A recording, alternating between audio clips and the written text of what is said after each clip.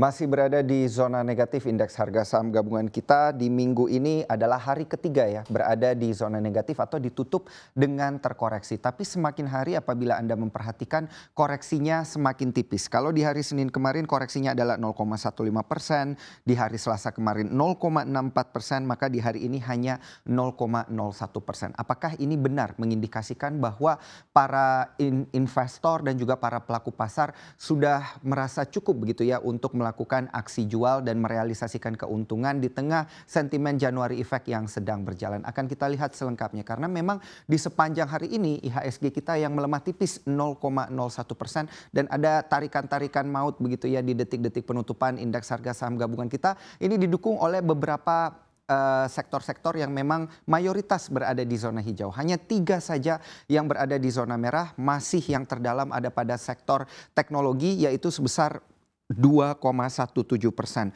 Finansial juga masih berada di zona merah 1,02%, properti dan real estate 0,98% pelemahannya. Namun consumer non-primer sudah mulai ada pembalikan arah begitu atau sudah berada di zona hijau. Begitu juga dengan consumer primer dan sektor-sektor lainnya yang memang sepanjang pekan kali ini dari Senin sampai hari Rabu memang sudah berada di zona hijau. Tapi kalau kita melihat dengan lebih detail lagi sepertinya koreksi IHSG yang semakin hari semakin tipis ini juga cukup didorong begitu ya oleh pergerakan daripada investor-investor asing yang masih melakukan net foreign buy di mana sepanjang pekan ini kurang lebih atau sepanjang satu pekan begitu ya weekly sudah terkumpul kurang lebih 4,03 triliun rupiah di pasar reguler. Ini tentu menjadi pertanyaan begitu. Kenapa di saat IHSG kita koreksi investor asing malah banyak ya kemudian mengkoleksi emiten-emiten big caps kita utamanya ada pada Bank BCA begitu ya dan juga Bank BRI semenjak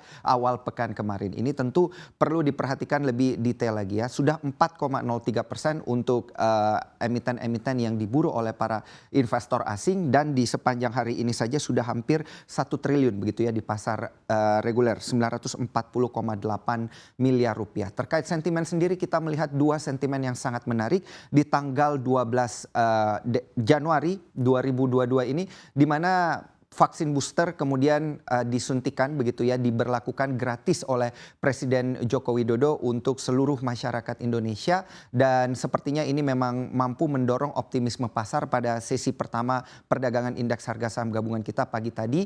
Ada sedikit koreksi di sesi kedua namun ditutup dengan koreksi tipis 0,01%. Yang selanjutnya kita juga melihat ada emiten-emiten energi begitu ya yang kemudian mendapatkan hawa positif terkait dengan dibukanya kembali keran ekspor, namun sayangnya harga batu bara acuan terkoreksi sekitar 6% begitu ya akibat keran ekspor yang dikatakan kembali lagi dibuka hari ini. Kita melihat bagaimana dampaknya pada pergerakan harga rupiah dari indeks harga saham gabungan kita dan lain-lain karena memang ada sentimen global ya kalau kita lihat ada Amerika Serikat yang juga merencanakan akan sepertinya mempercepat menaikkan suku bunga acuan karena kita lihat angka inflasinya ini berada di kisaran 7% begitu. Ini tentu mengindikasikan bahwa US Treasury atau obligasi Amerika Serikat sudah terlihat tidak begitu menarik begitu ya karena disparitas antara yield dan juga inflasi yang terjadi di Amerika Serikat cukup tinggi sehingga kita melihat US Treasury 10 tahun kemudian dilepaskan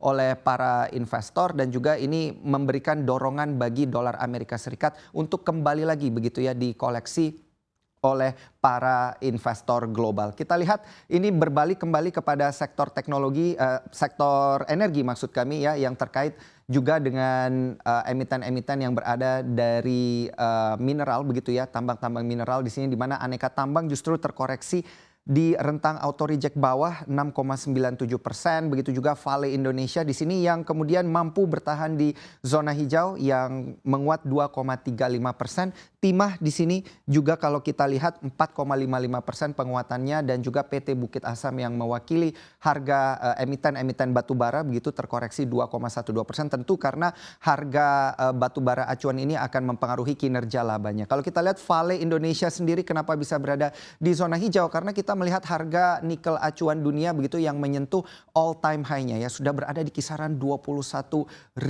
dolar Amerika Serikat yang kemudian diperdagangkan di pasar global. Ini tentu mendorong Vale Indonesia yang mayoritas memang pendapatannya didukung oleh nikel begitu, ini berada di zona hijau atau menguat 2,35%. Mari kita lihat selanjutnya di slide yang berikutnya terkait dengan sentimen-sentimen dan juga emiten-emiten yang menggerakkan indeks harga saham gabungan kita, dan secara teknikal untuk sepanjang pekan ini akan seperti apa begitu ya, karena kalau kita lihat indeks harga saham gabungan kita memang ada bearish maksud kami ya, bearish candle begitu di penutupan perdagangan hari ini. Dan ini yang menjadi pertanyaan, apakah bearish candle yang terbentuk hari ini mengkonfirmasi pola yang menyerupai begitu ya, pola 3 candle di sini yang terbentuk dari pekan lalu, ada hijau kemudian ada hammer dan juga ada bearish candle. Ini biasanya dilihat sebagai pola 3 candle evening star begitu ya, yang menandakan indeks harga saham gabungan kita memang berpotensi akan berada di zona merah pada hari ini, dan memang terjadi seperti itu. Namun tidak perlu khawatir karena memang indeks harga saham gabungan kita masih ada dalam rentang konsolidasi. Volume yang terbentuk juga tidak cukup besar dari perdagangan kemarin, artinya memang beberapa investor sedang melakukan bargain hunting begitu ya, atau berusaha mencari harga yang tepat untuk kemudian taking profit dan juga masuk kembali di dalam indeks harga saham gabungan kita. Ada level support jangka pendek di sini yang terbentuk yang sepertinya memang mendekati level 6.600 yang dapat Anda perhatikan. Ini juga dapat dikonfirmasikan dengan indikator MACD, di mana indikator MACD juga masih belum membentuk pola dead cross begitu dan tidak ada negative divergence, dan juga kalau kita lihat dari indikator RSI di sini masih ada dalam fase netral begitu ya, belum berada di atas 70 yang menandakan overbought dan belum berada di bawah 30 yang menyatakan oversold begitu ya. Nah, kalau kita lihat pergerakan dari indeks harga saham gabungan kita memang sepanjang pekan ini